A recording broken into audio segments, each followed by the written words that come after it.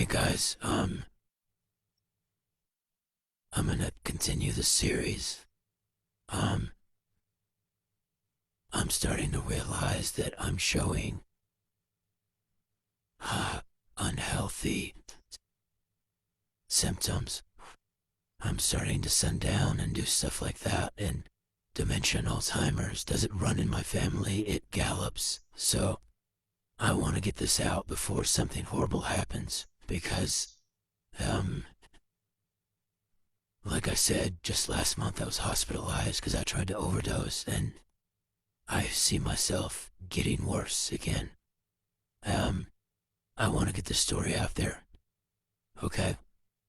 So if you're not good with child abuse and SA, that kind of thing, this isn't for you. Huh? My grandparents kept telling me I wasn't intelligent enough or equipped enough to go to a state college. And I really wasn't. Being homeschooled in this rapture and white supremacy bullshit, it kept me very limited. I still don't relate to people very well.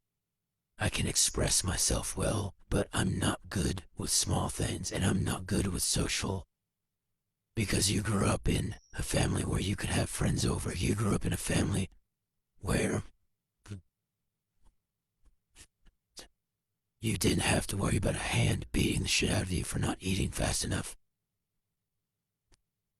And you grew up around other children. I didn't. So they said, all right, if you can't go to College of the Ozarks, but why did we ever adopt you? Why did we adopt you? And because it screwed up any aid I might have gotten for college. Even though I was on disability, they were stealing all of my disability every month, so I magically didn't have that money. They adopted me to get access to my money, my disability, and continue to have that. And don't get me wrong, I have seizures, but they're non-epileptic, so my brain does not bleed. My other possible dad, that's what he died of. So I was very lucky. Hey, alright, well, I'm sorry.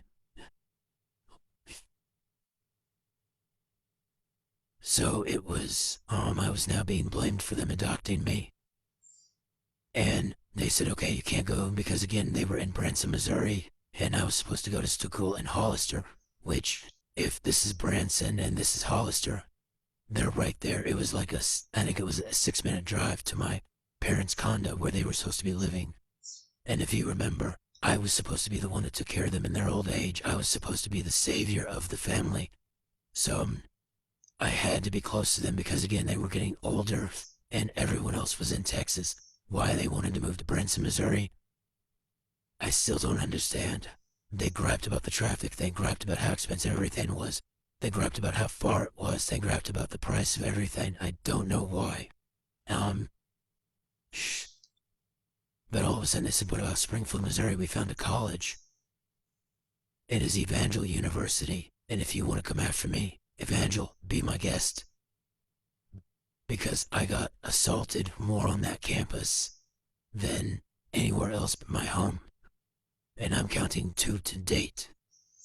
So they picked Evangel University. It is a very small, for those of you who don't know, the Assemblies of God, the whole church is located, the head, all of the Assemblies of God, their training center, everything for the entire Assemblies of God church is in Springfield, Missouri. And they have a university called Evangel where children of missionaries can go.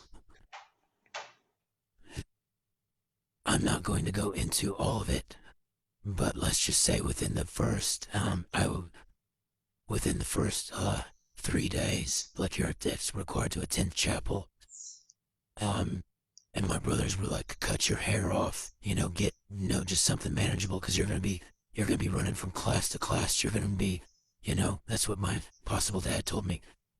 Get a nice haircut, shorten it a little bit because I had long hair, and just be comfy for the first few days. No one's gonna be a rock star there.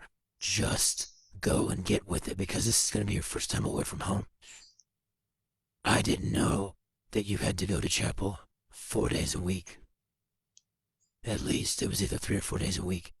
And if you missed so many, you had to write, it was something like a 10,000 word essay on the evils of skipping chapel. I didn't know any of the songs. I didn't know any of the theology. And if you go, oh, it's just like the original church. It's just like, Christianity. No, it's not. For one, there were 3 black people on that entire campus, and all 3 of those motherfuckers were in the kitchen. They wouldn't let me eat meat until every man in the school had gone through the tiny cafeteria the size of a 1-room apartment, because in the Bible, men ate meat. Women stayed the fuck back. But in the chapels, we were seated according to what dorm room we were in. And my first chapel there, I was all alone. Like, I had no idea what the real world was like. And I'm in chapel. I am in a leather jacket because I was supposed to have a motorcycle to go to college with, to get from one place to another, and that fell through, but I had a motorcycle jacket. I had jeans on, and I had a black t-shirt. And I didn't know that the Assemblies of God, as my grandmother put it, she asked me, she's like, now, do you know anything about the Assemblies of God? This was right before she left me on campus. She said, do you remember the Jeffersons? And I said, yeah, George and Weezy moving on up, sure, what about them? Okay, well, you know how those black people get in church.